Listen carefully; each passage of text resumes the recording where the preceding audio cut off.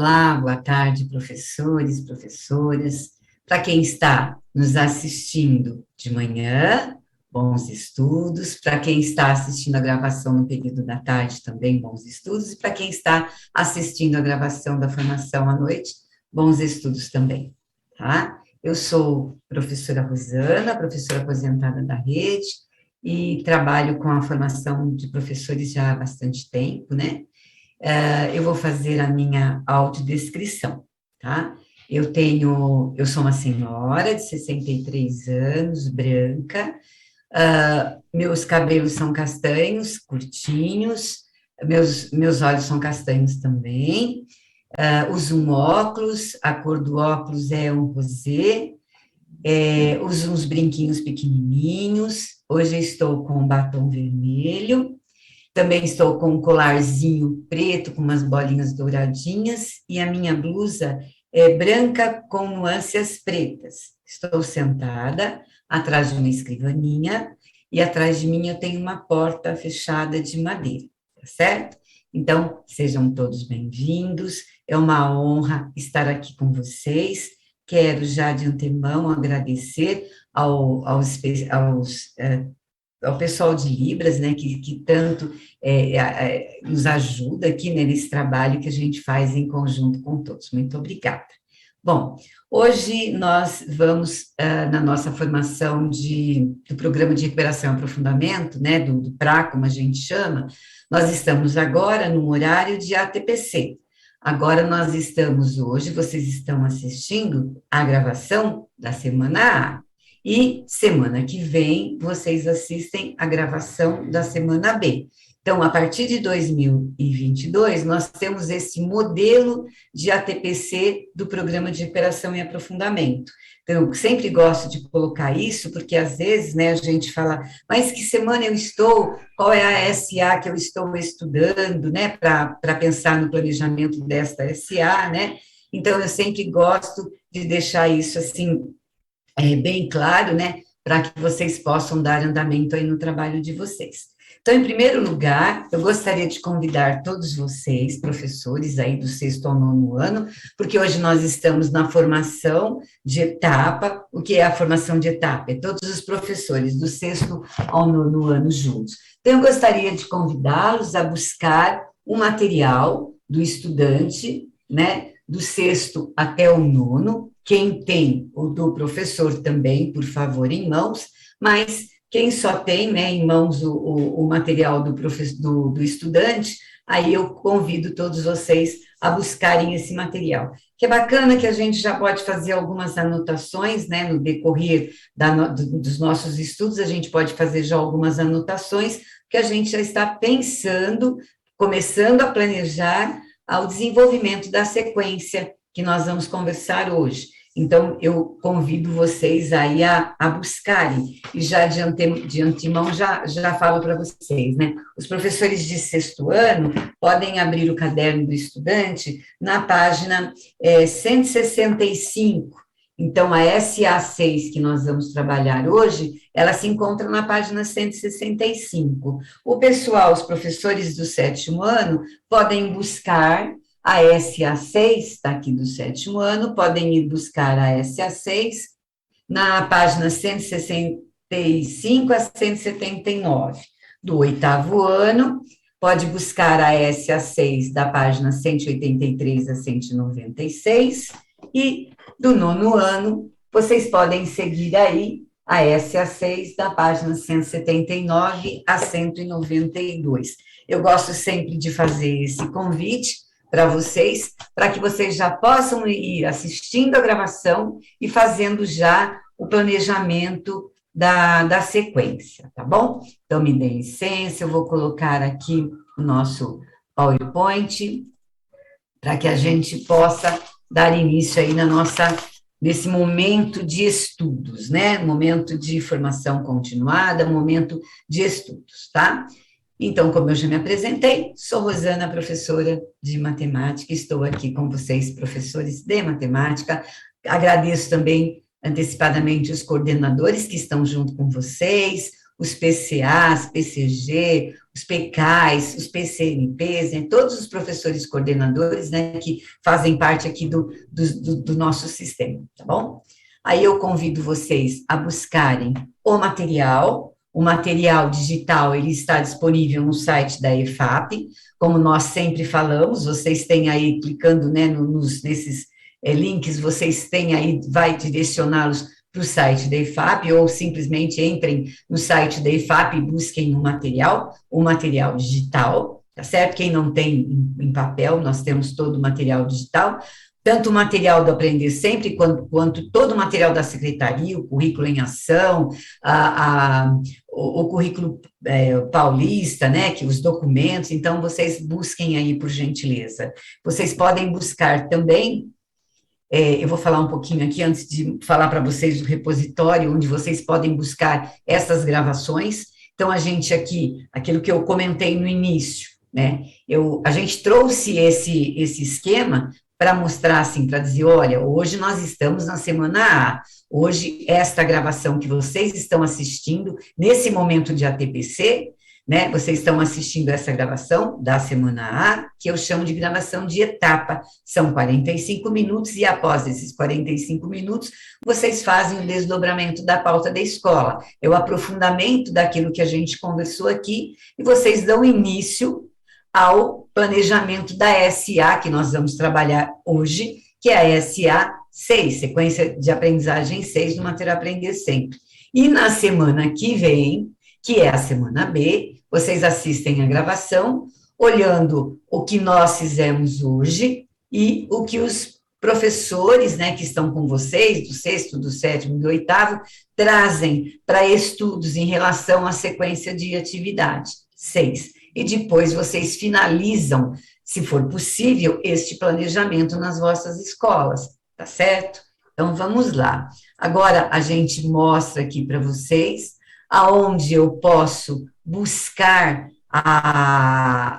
as gravações, tá? Aqui a gente tem todo o movimento, possivelmente vai repetir de novo, então vocês entrem no centro de mídias, vamos esperar voltar aqui a telinha, ó, vocês vão entrar no centro de mídias, ó, espera um pouquinho, ainda não, tá, pessoal? Que tá passando agora vai voltar novamente. Vocês entram lá, repositório, do repositório vocês entram no seu servidor da rede, aí vocês coloquem o login e a senha de vocês da sede, aí vocês coloquem lá no selecione, o que vocês vão selecionar? Ou para a formação e a data, né? E aí continua. Aí vocês cliquem a gravação que vocês quiserem. E aí aparece a gravação. Ah, Rosana, e se eu não sei a data? Bom, aqui nesses PowerPoints a gente vai indicando para vocês. Certamente vocês estão assistindo essa gravação no dia 12, né, que é uma quinta-feira. Mas se eu quiser assistir a gravação do dia 28 ou do dia 5, onde nós trabalhamos a SA1, se eu tiver interesse de assistir, eu vou naquele repositório do centro de mídias, coloco a data para assistir e posso assistir o que a gente conversou aqui da SA5, tanto de etapa quanto de ano e série. Então, hoje, possivelmente, vocês estejam assistindo a gravação, né, dia 12, para vocês é uma quinta-feira. E depois aí vocês têm, né, a cada momento de formação, a gente vai apresentando para vocês, né, e vocês têm esses PowerPoints. Quando vocês acessam o centro de mídias para buscar a gravação, esses PowerPoints estão disponíveis também, tá bom? Bom, pessoal, o nosso roteiro formativo, eu sempre falo bastante isso, porque nós temos alguns coordenadores que estão também nos assistindo, seja PCA, PCG, o PCAI, o PCNP, né, e vocês, professores. Então, a gente sempre conversa um pouco o que a gente pensou para trabalhar neste bimestre, nesse segundo bimestre que nós estamos envolvidos agora. Então, nós pensamos em trabalhar com o conhecimento especializado do professor de matemática, segundo uma teoria da Débora Boll, tá? Que ela fez uns estudos bem interessantes, né, e traz para a gente aí algumas reflexões sobre esses conhecimentos, tá? Então, na SA5, a Débora Boll, ela fala do conhecimento ela fala da diferença do conhecimento comum, matemático, e do conhecimento especializado, né, do conteúdo matemático. E hoje nós vamos falar do conhecimento do conteúdo e dos estudantes. Né, a gente vai fazer uma breve reflexão sobre, e nas próximas formações trabalharemos, aí fica aí para os coordenadores que às vezes querem se organizar, né, a gente deixa um referencial bibliográfico bacana, se quiser já começar a buscar textos para conversar com os vossos professores, em relação ao conhecimento do conteúdo e do ensino, e a importância de olhar para o conhecimento horizontal do conteúdo e do currículo. Então, a gente traz para é uma pequena sementinha que a gente vai plantando, que a gente vai buscando, né, aportados nessas teorias, né, para que a gente leve, para que a gente ensine, né, para os estudantes, né, que a gente possa ensinar para os estudantes esses conhecimentos, né, matemáticos aí que nós temos pela frente aí, né. E aí, nós trouxemos aqui hoje, novamente, esse desenho, né, essa estrutura que a Débora Ball e os colaboradores trazem, porque antes da Débora Ball, como nós já conversamos, nós tínhamos os estudos de Schumann, né, que o Lee Schumann, ele começa tem um trabalho bacana em 1986, né, que ele fala dos conhecimentos especializados do professor, só que ele fala dos professores, né, e aí a Débora Ball vem com um outro grupo e traz para a gente o do professor de matemática, então ela vai olhar para o professor de matemática, para a disciplina da matemática, então ela fala do conhecimento do conteúdo da disciplina e do conhecimento pedagógico do conteúdo.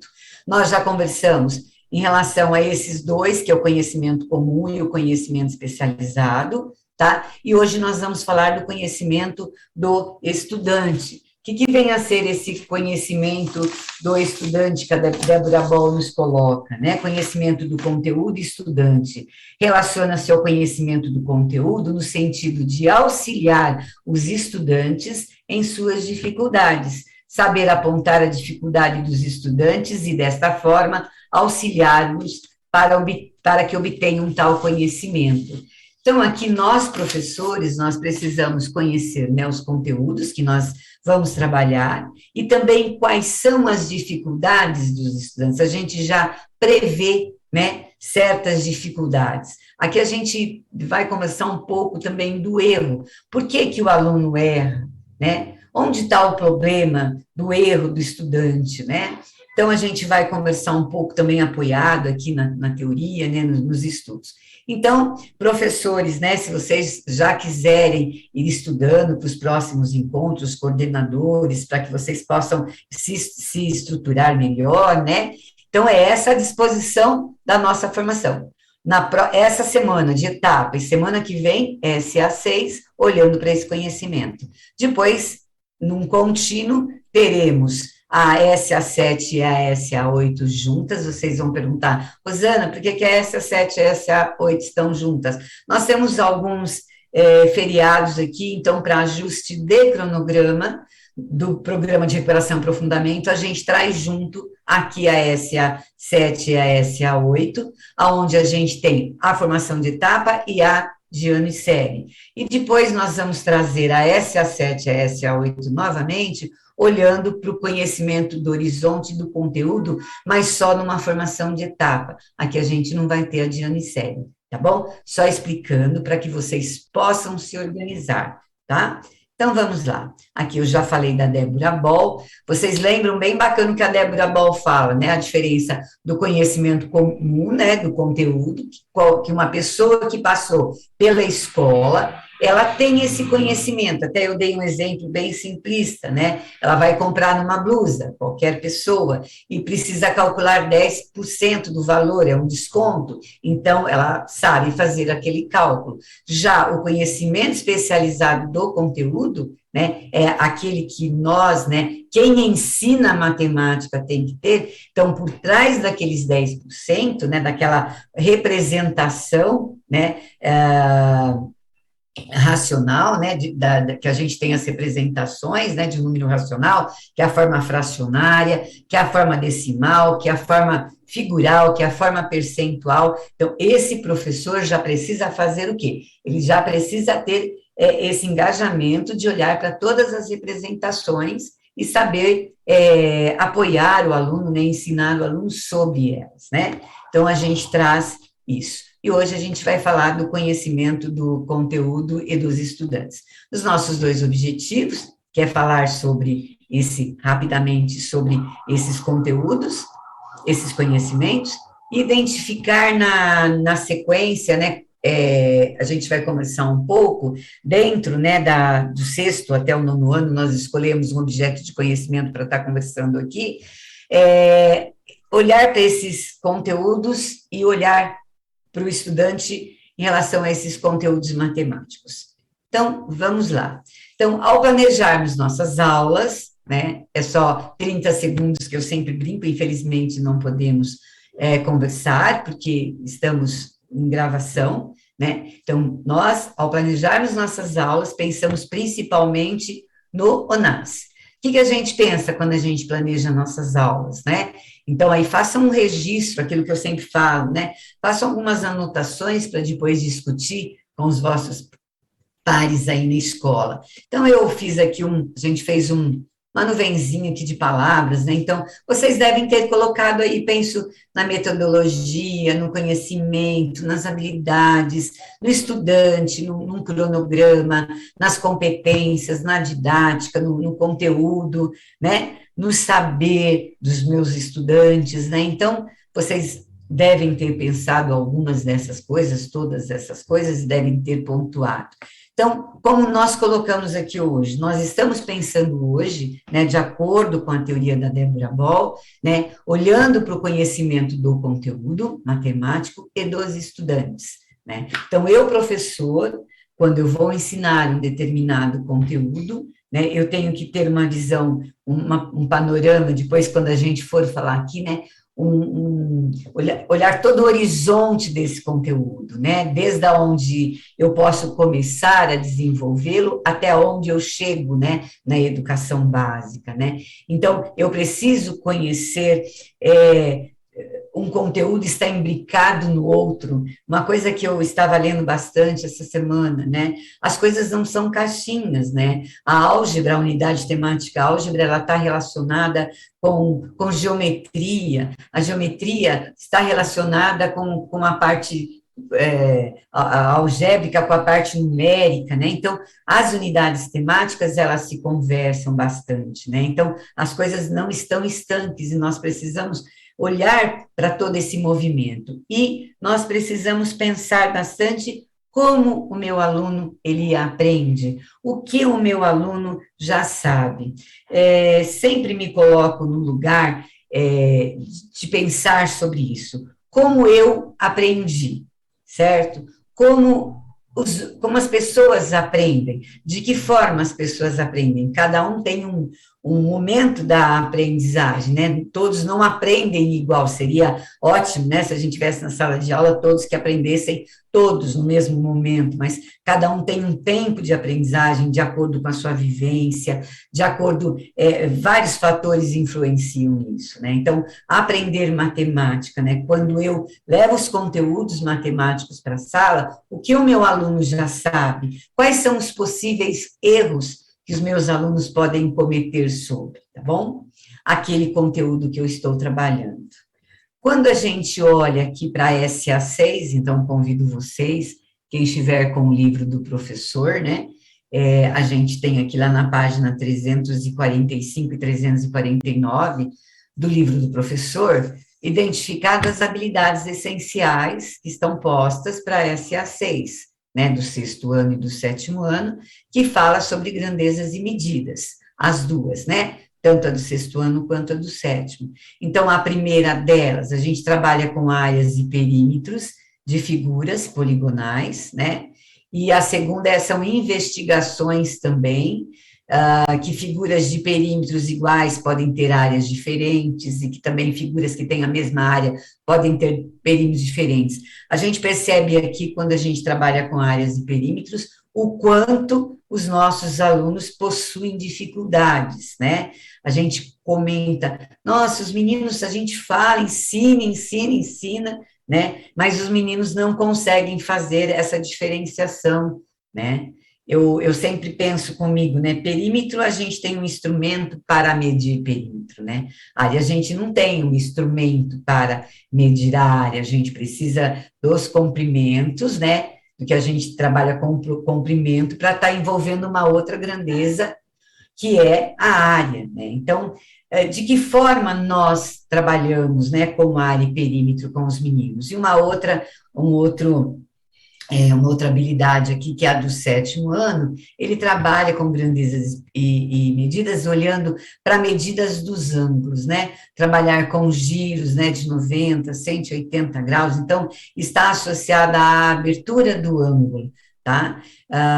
E reconhecer a abertura do ângulo como grandeza associada às figuras geométricas. Aqui a gente, como falou, no sétimo ano e no sexto e no sétimo ano da álgebra, né? Então, aqui a gente dá de grandezas e medidas, então a gente traz aqui que o mundo ao nosso redor, nós estamos rodeados, né, de formas, né, o quanto as crianças estão envolvidas, né, em formas, né, eles precisam se localizar, eles precisam olhar o posicionamento, eles precisam identificar formas entre elementos de figuras planas e espaciais, envolvendo assim o pensamento também geométrico, tá? E aí, aqui a gente traz para vocês, para que a gente olhe assim, muito superficialmente, né? Quando eu falo de grandezas e medidas, os objetos, quais são os objetos, né, de conhecimentos matemáticos que eu falo? Então, eu falo de áreas e perímetros de figuras poligonais, faço algumas relações, né, como nós falamos aí. O objeto de conhecimento aqui, ou o conteúdo, é a noção de ângulo, né, e o uso e de medida de ângulos. O sistema monetário brasileiro, né, envolve aí a grandezas medidas, é o estabelecimento de equivalência de um mesmo valor na utilização de diferentes cédulas e moedas. Quando eu falo da área do círculo e o comprimento da sua circunferência, eu estou trabalhando, né, com esse objeto de conhecimento voltado para grandezas e medidas.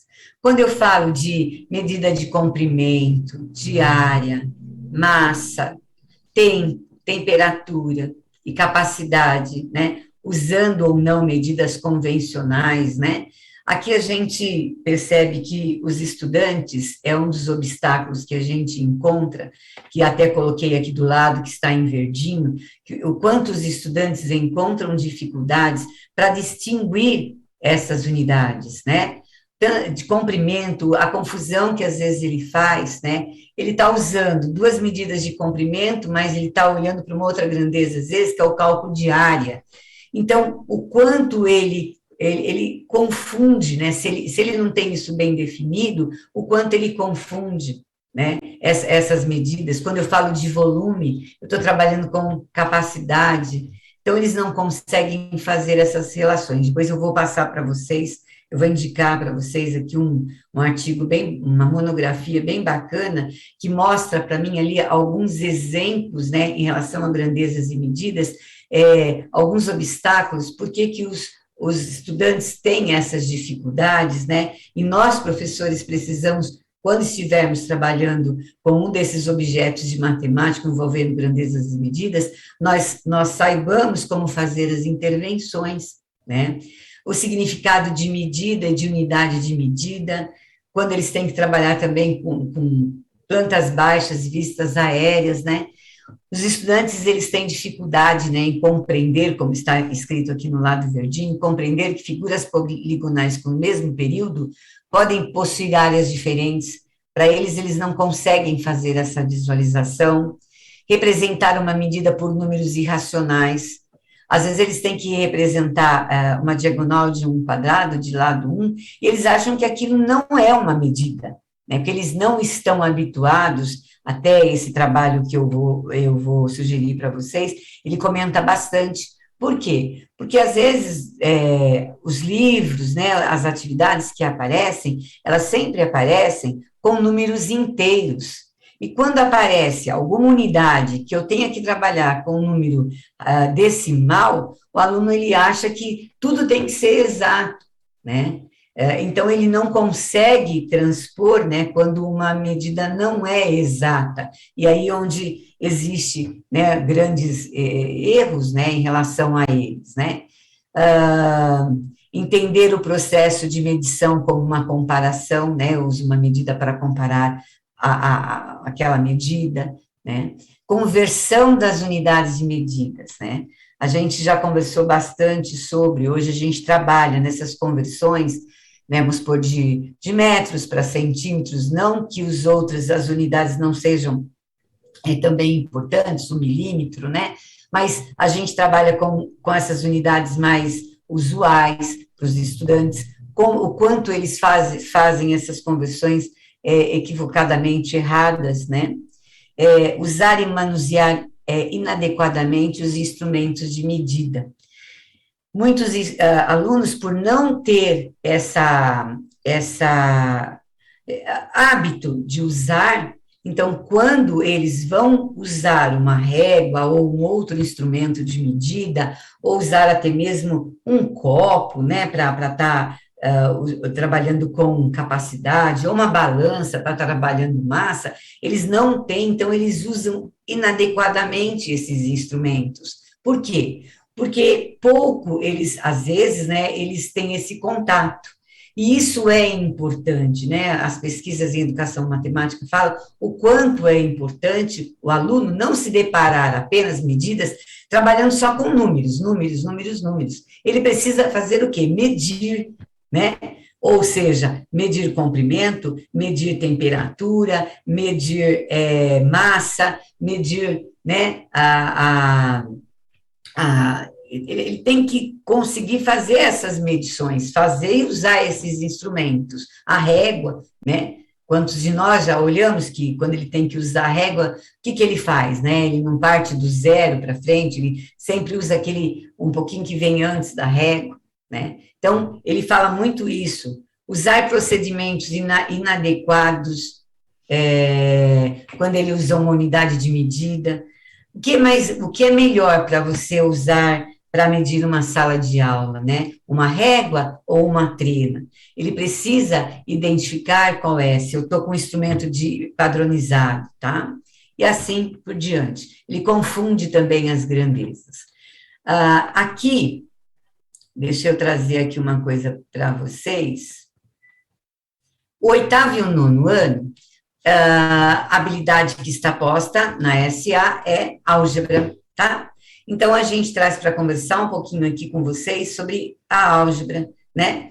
O objeto matemático, no oitavo ano, é linguagem algébrica, variável e incógnita, e no nono ano, o objeto de conhecimento, aí o conteúdo que gera isso é o valor numérico de expressões algébricas. Esses objetos de conhecimento, eles estão contidos dentro da onde? Dentro das habilidades que nós temos aí. Então, a gente traz aqui a unidade temática álgebra, né, que é uma das unidades temáticas trazidas pela BNCC, trazidas pelo currículo de São Paulo, né, ele deve propiciar ao estudante o desenvolvimento da capacidade de abstração e generalização, que auxilia na resolução de problemas, além de prover avanços cognitivos, o que se refere ao raciocínio matemático. Então, aqui a gente gostaria de conversar com vocês, nós temos grandes entraves na álgebra, né, no ensino da álgebra, né, então a gente traz aqui para a gente conversar um pouquinho. Então, se eu olhar para a álgebra desde o seu início, dentro do nosso currículo, né, então eu proponho primeiro que os estudantes estudem, né, padrões figurais e numéricos. Então, eu, professor, preciso olhar, bom, eu vou ensinar, eu vou trabalhar com esse objeto de conhecimento agora no oitavo ano, no nono ano, mas da onde, né, esse objeto de conhecimento, ele vem da onde, né, da onde eu posso também, caso meu aluno não consiga, o que eu preciso trazer? Trazer para eles o padrão de figurais e numéricos, né, a investigação das regularidades em sequência, trabalhar a linguagem algébrica, o que é variável, o que é incógnita, as propriedades da igualdade, noção de equivalência, tá? A função representação numérica, algébrica e gráfica. As expressões algébricas, eles têm, a gente precisa prever que eles têm que saber fatoração em produtos notáveis. tudo isso, todos esses objetos de conhecimento, eles estão imbricados. Então, esses conhecimentos somos o que nós temos, enquanto professores que ensinamos matemática, para olhar para a ensinagem, né? Para olhar como o meu aluno está aprendendo. Associar uma equação linear de primeiro grau a uma reta no plano cartesiano. Então, a gente percebe aqui, eu estou falando de álgebra, desses objetos de conhecimento, e um entrelaçado no outro. E ele fala dessas sequências recursivas e não recursivas. Então, esses, né, são alguns conteúdos, objetos que eu trouxe aqui para nossa conversa. E aí os alunos, né, possíveis erros cometidos pelos estudantes, equívocos, erros, né, eles confundem, né, o conceito de incógnita e variável. Então, eu já sabendo disso, eu preciso pensar em estratégias para auxiliar o estudante a não fazer mais essa confusão, certo? A confundir, né, o que vem a ser a incógnita, né? Eles confundem muito o conceito de equação e de função. Quando eles têm que passar de uma representação da língua materna para a algébrica, eles têm bastante dificuldade, né? E eles desconhecem a natureza e o significado das letras. Então, são alguns equívocos que os estudantes cometem quando nós estamos trabalhando com algum conteúdo, né, relacionado aqui à álgebra. Um exercício para a gente fazer, deixa eu parar aqui um pouquinho, que eu quero conversar um pouquinho com vocês, tá? Um exercício, assim, que nós temos que fazer, não é fácil, tá? Da gente pensar nesse pool de conteúdos, né, especializados em relação à álgebra, à geometria, à probabilidade e à estatística, aos números, né, à geometria, né, fazer todo esse movimento. Mas hoje eu estava estudando um pouquinho, estava lendo esse livro do professor Sérgio Lorenzato, que ele diz, o livro chama Para Aprender Matemática. Ele fala algumas coisas bem interessantes, e um dos capítulos dele aqui do livro, ele fala assim, valorizar os erros dos estudantes. Então, a gente volta a conversar aqui um pouquinho, até convido vocês a fazerem aí, a buscarem os registros dos vossos alunos, né, e olhar para os possíveis erros dos estudantes. Pensei numa professora também que eu tive da faculdade, a professora Lulu Haller. Ela sempre dizia, ela é inglesa, né, ela deu aula há bastante tempo lá e deu aula aqui em São Paulo, né, ela sempre dizia que lá na Inglaterra os meninos tinham que fazer todas as atividades com caneta, né, tanto, mesmo que eram pequenos, né, para que eles não apagassem os registros, porque o que acontece os nossos meninos? Quando a gente já está chegando perto deles para olhar o raciocínio deles, eles vão lá e já apagam, porque o erro, nós todos sabemos, eu pelo menos passei por uma escola, que o erro era tido como punição, e eu morria de vergonha se eu tivesse que mostrar alguma coisa que o professor tinha dado de matemática, então a gente tinha sempre medo. Mas a gente percebe, né, hoje, né, nós já não temos mais isso, ele fala que a tendência atual, professor Lorenzato, é valorizar todas as respostas dos alunos por considerá-las revelações daquilo que eles pensam, né? Então, tudo que o aluno coloca no papel, que ele pensou, e o quanto é importante ele expressar aquilo que nós pedimos, né, em relação à matemática, em relação àquele conteúdo. É muito importante. Então, como o erro ele foi tido durante muito tempo, como ele fala aqui, algo ruim, né, que categoricamente deveria ser evitado, né, hoje a gente já não faz mais isso, aquela caneta vermelha, né, aquela correção que a gente sempre, né, eu, pelo menos, pequei muito e já declarei aqui para vocês o quanto eu já pequei quando eu dava aula, de pecar assim, no sentido de não auxiliar, eu não estava ajudando o meu aluno, mas sim só tentando puni-lo, né? Então, o professor Sérgio, ele traz aqui, ele fala valorizar os erros dos estudantes, é um livro bacana, se vocês estiverem na escola, para aprender matemática, né, da formação de professores, e ele fala assim que o erro constitui-se numa oportunidade para o professor mostrar seu respeito ao aluno, pois o aluno não erra porque ele deseja. E mais, o erro é pista, é uma dica para a realização de sondagem às suas possíveis causas. Os erros de nossos alunos podem ser interpretados como verdadeiras amostragens dos diferentes modos que os alunos podem utilizar para pensar, escrever e agir. Então, eu trouxe só esse trechinho para comentar com vocês, para que vocês busquem, né, analisar junto, muitos de vocês já fazem isso, vocês têm grupos de estudos que analisam esses erros, né, para que, olhando para esses erros, a gente, bom, como meu aluno pensou em relação a esse conteúdo que nós estamos estudando, né, esse conteúdo que eu proponho, como o meu aluno, ele vai realizar as atividades, onde será que ele vai errar? E eu tendo registros, é muito mais fácil de eu fazer as intervenções, porque nem todos os alunos erram a mesma coisa, né? Como eu já até comentei, cada um aprende de uma forma, cada um tem um registro, né? E ele fala aqui que isso não é tarefa fácil para nós, professores.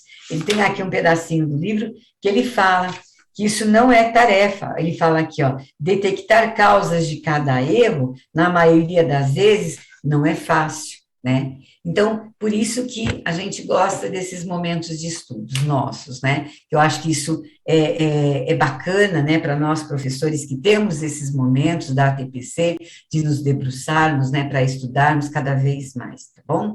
Vamos lá. Agora eu vou colocar aqui e agora a gente convida vocês a irem para o momento da TPC de vocês aí na escola. E a gente sugere só algumas coisas, pequenas coisas, né?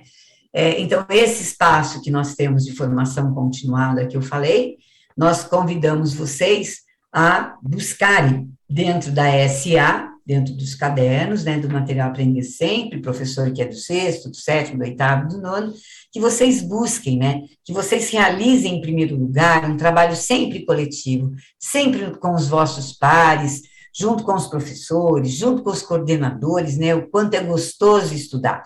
Eu sempre brinco que estudar dói. A gente rala os cotovelos, rala os joelhos, estudar dói bastante. Mas o quanto é gostoso e prazeroso estudar com os nossos pares, né? Então, que vocês busquem fazer um trabalho coletivo, que vocês façam uma leitura criteriosa da SA, tanto o caderno de vocês, do professor, direcionado para o professor, que vocês já olhem, identifiquem na SA quais são os conteúdos matemáticos, né, que deverão ser trabalhados, que estão postos. Quais são os conteúdos matemáticos que estão contidos ali naquela habilidade, né?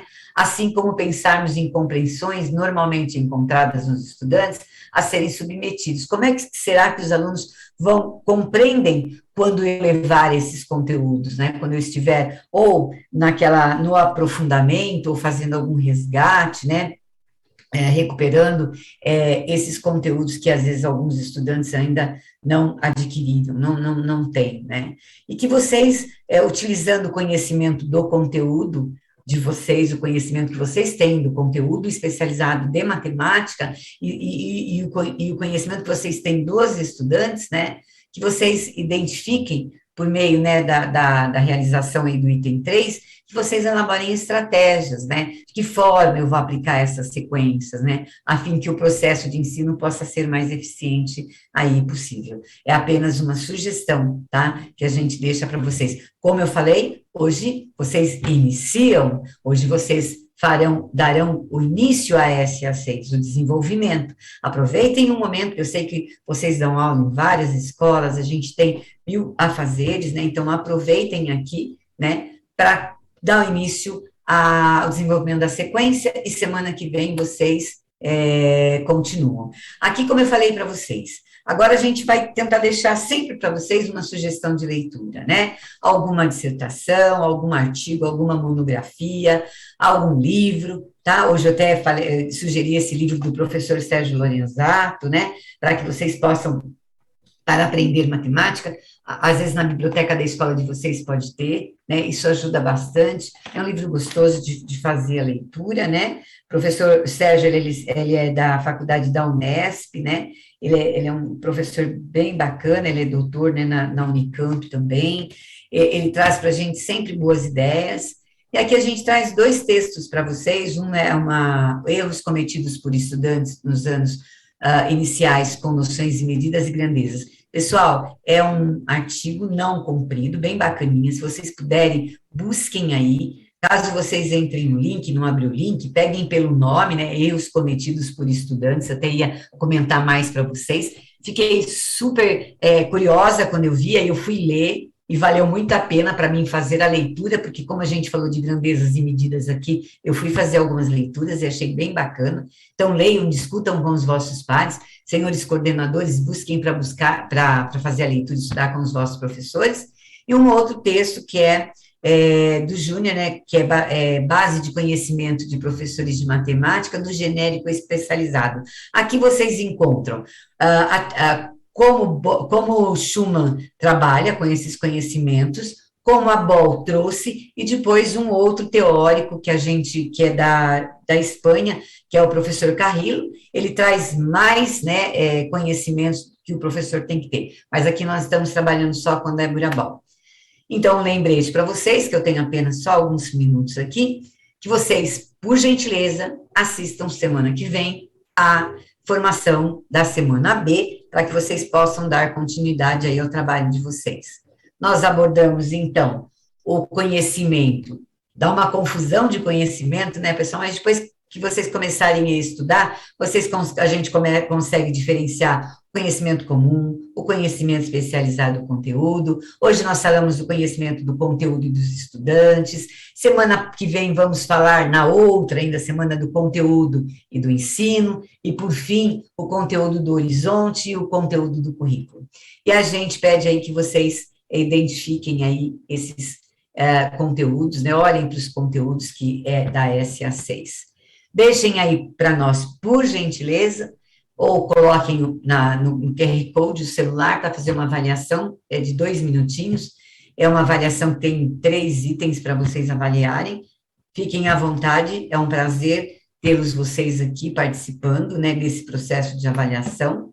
Deixamos as nossas referências, tá? Se vocês puderem, deem uma lida, fora aquelas 2 que eu recomendei, a gente tem mais aqui, mas fiquem à vontade, temos aí todo o estado de São Paulo, todo o material também referenciado, tá? Aqui nós temos um trabalho bem bacana, que é de frações, né? Os erros que os alunos cometem ao aprender frações. Se vocês tiverem oportunidade, é muito bacana também de ler, né? E aí a gente deixa os nossos agradecimentos, né?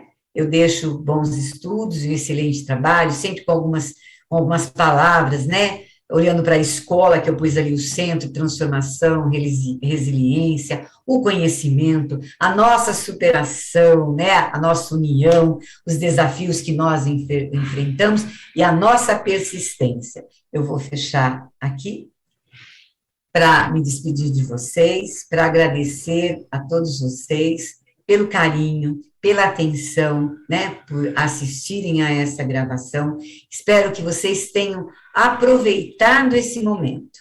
É um momento de estudos. Aproveitem agora com os vossos pares. Eu sei que às vezes nós estamos cansados, né, na escola, mas aproveitem, né? É uma honra muito grande estar com vocês. Pena que é distante, né? Eu gostaria de estar presencialmente com cada um de vocês que está nos assistindo, que está me acolhendo, né, na tela aí de vocês, ou da televisão da escola, ou no monitor de um computador, ou no monitor aqui de um celular, né?